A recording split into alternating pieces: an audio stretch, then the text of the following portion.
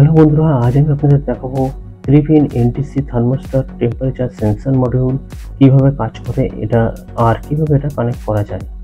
তো আপনারা দেখতে পাচ্ছেন আমার হাতে রয়েছে একটা NTC thermostat temperature sensor module. এটা খুব ভালোভাবে ব্যবহার করা যায় আর কিভাবে কাজ করে সেটা আমরা এই ভিডিওর মাধ্যমে আজকে দেখব। তো এনটিসি মানে হলো নেগেটিভ টেম্পারেচার কোএফিসিয়েন্ট। এর মানে তাপ বাড়লে থেকে রেজিস্ট্যান্স কমে যায়, আবার ঠান্ডা হলে রেজিস্ট্যান্স বেড়ে যায়। আমি এখানে কিছু তার কানেক্ট করে নিয়েছি আর এর সাথে আমি একটা এলইডি লাইট রেজিস্ট্যান্স ব্যবহার করে কানেক্ট করব।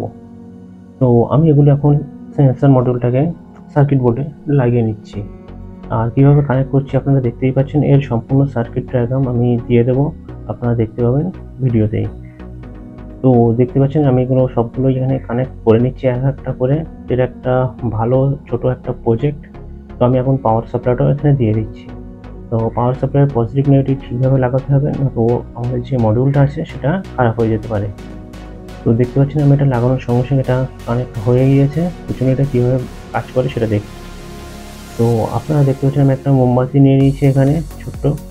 তো এর মোমবাতির আগুনটা সেন্সারের কাছে ধরতেই এর রেজিস্ট্যান্সটা কমে যাবে অনেকটাই।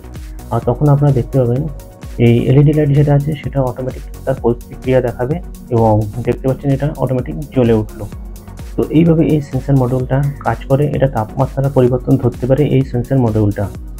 তো এটিকে ব্যবহার করা যায় fan control, heater, overheat protection সহ বিভিন্ন কাজে এটাকে খুব ভালোভাবে ব্যবহার করা যায়। অনেক পাওয়ার ব্যাঙ্ক, মোবাইল ফোনের ভিতরেও এই থার্মোস্টার টেম্পারেচার কন্ট্রোল দেওয়া থাকে। যখন এটা গরম হয়ে যায় আমাদের ফোন বা পাওয়ার ব্যাঙ্ক বা কোনো ডিভাইস, এছাড়া লিথিয়াম ব্যাটারি ওভারহিট প্রোটেকশনেও এটা ব্যবহার করা হয়।